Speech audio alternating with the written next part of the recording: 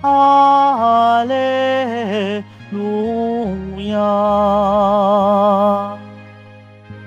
Ako'y pastol na butihin, kilala kong tupang akin. Ako'y kilala nila rin. Hallelujah, hallelujah, hallelujah, hallelujah.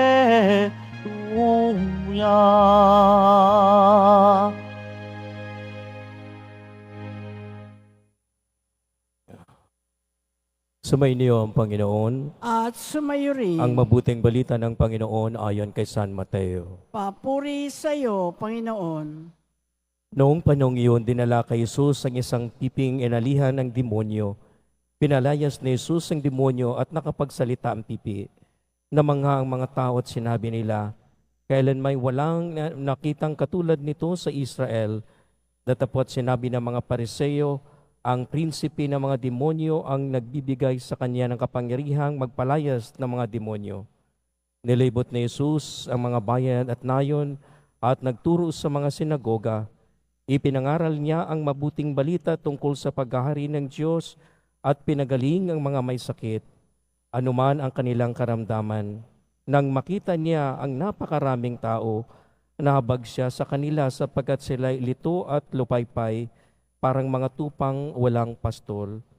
Kaya't sinabi niya sa kanyang mga alagad, sagana ang anihin, ngunit kakaunti ang mag-aani.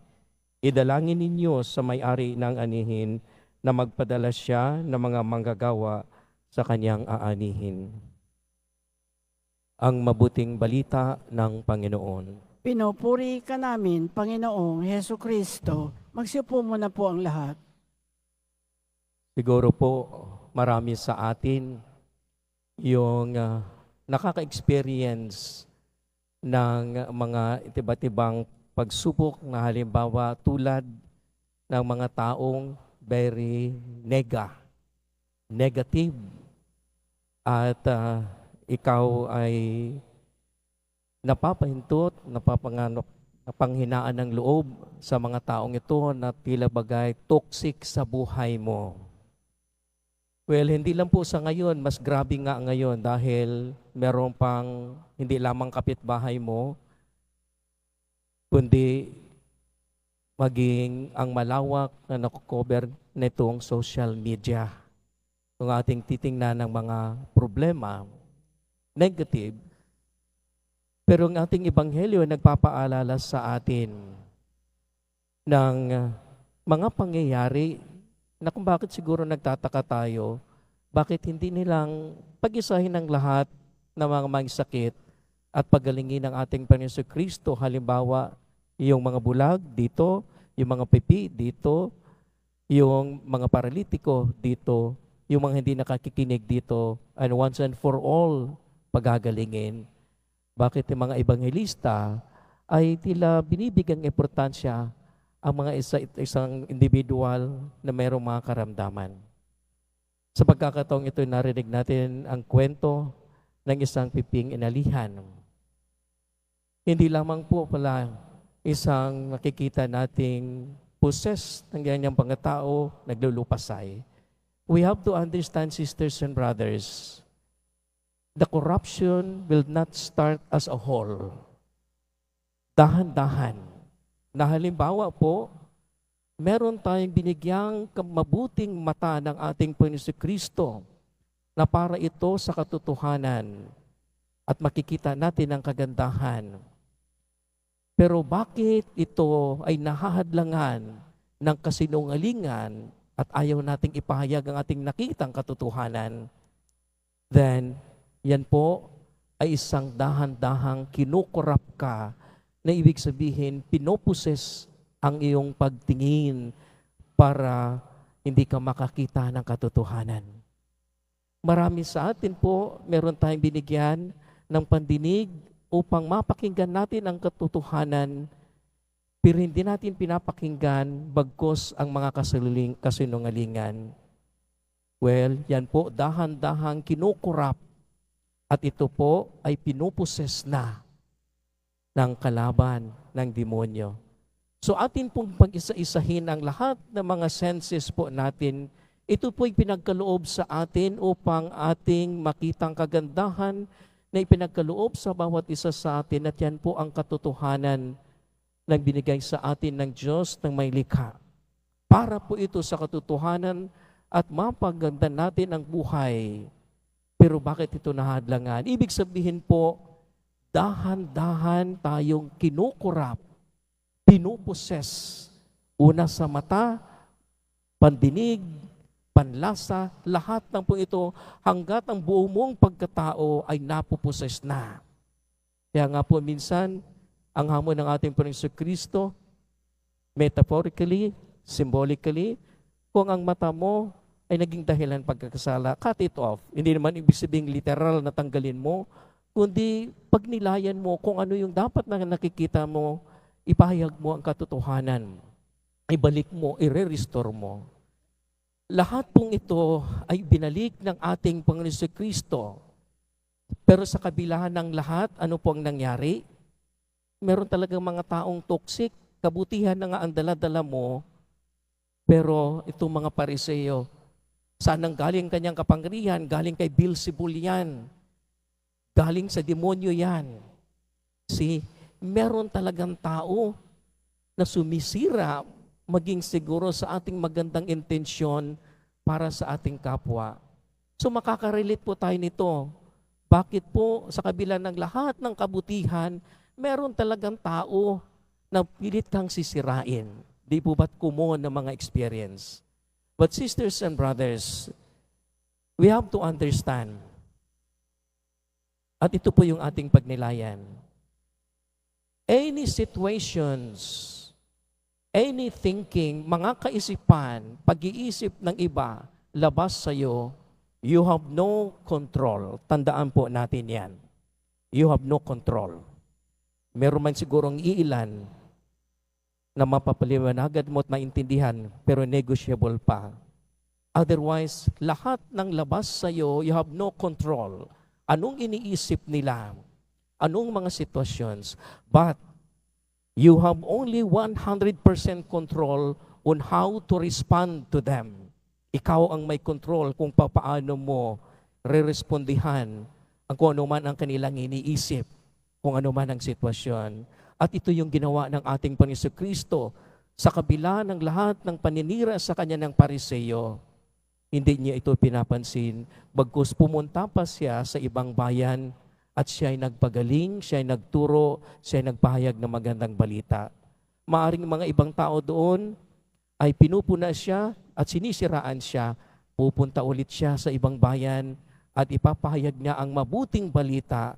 That's how our Lord Jesus Christ responded to the many thinking of other people na gusto siyang sirain. Ito po ang patutunayan natin sa ating sarili. Dahil po, pag meron ka lang isa o dalawa, nasisirain ka, re-respondihan mo, gaganti ka, wala na pong hinto yan. Wala na pong pagpuputol yan. At ikaw din re-responde at responde. At ikaw, binibigyan mo ng pribilehiyo sila na sisirain din ang buhay mo. At ito ay mga kagamitan, instrumento ng demonyo upang masira ka at mapahinto ang kabutihan na gagawin mo. So we have 100% control. Kung ito yung inaasal ng ibang tao, ito yung gagawin mo. Second thing that we have to remember, pag ikaw po ay nagagalit, pag nilayan mo, dahil po ay galit, ay para po yung lason.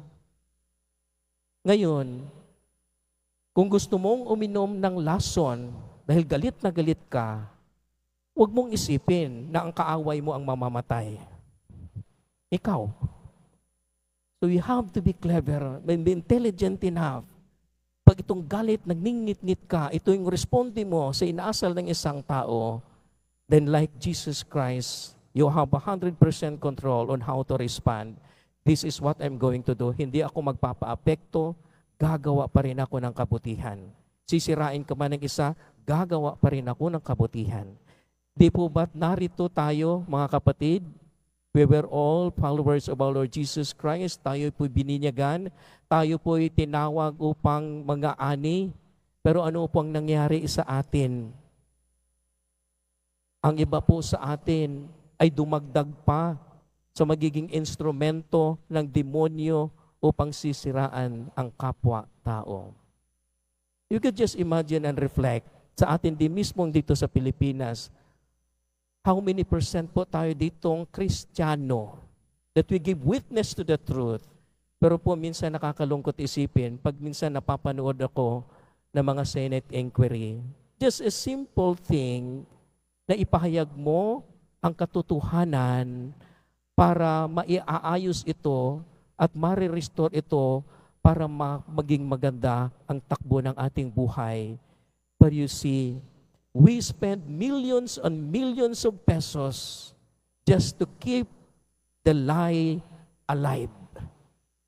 Bawat pagkasinungalingan, hanggat gagawin kasinungalingan, hanggat magagawang kasinungalingan.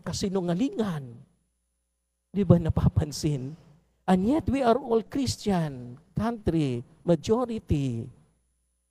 We submit ourselves to these lies, which is the instrument of the demons.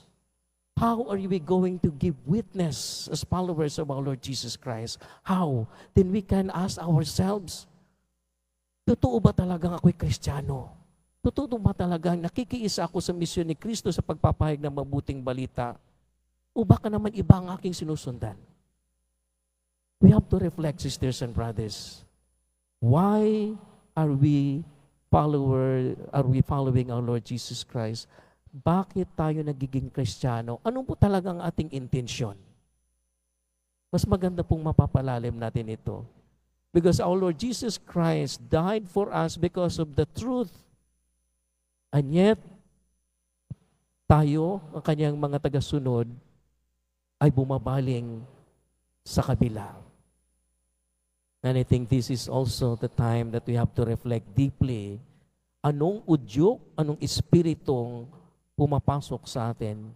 O baka naman we are being slowly possessed. Na meron tayong mata para sa katotohanan, na meron tayong tinga mapakinggan ang katotohanan, but these are all being corrupt.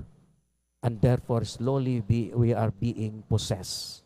Huwag po nating hintayin ang ating buong pagkatao ay mapuposes ng demonyo.